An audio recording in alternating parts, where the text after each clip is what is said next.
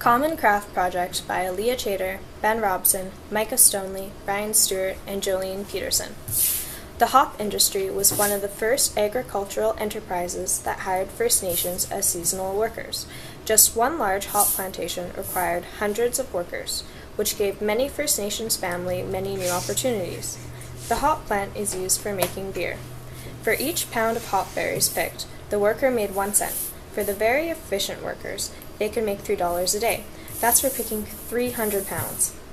Because of the amount of hard labor the workers had to do, many First Nations people found it very hard to become successful in this new agricultural economy, for they were not paid in cash but with coupons, colored cards printed with different denominations, fake money you could call it. Also, the First Nations land kept shrinking, because the white men would take the First Nations land when they ran out. This meant that the white men acquired all the fertile land.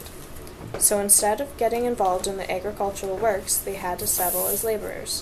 One family that did, however, become successful were the Thomas family, who owned a ranch in the Peace River in the 1890s.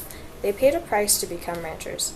They signed Treaty 8, but had to give up their Indian status and treaty rights in order to preempt the land.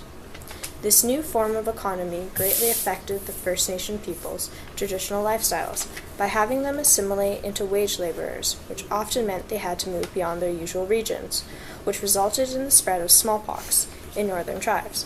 The decrease of population in rural areas, families becoming more single-family dependent rather than extended families, adapting to a Euro-Canadian diet, and women having to produce goods for their wages along with enough food for their families. The end.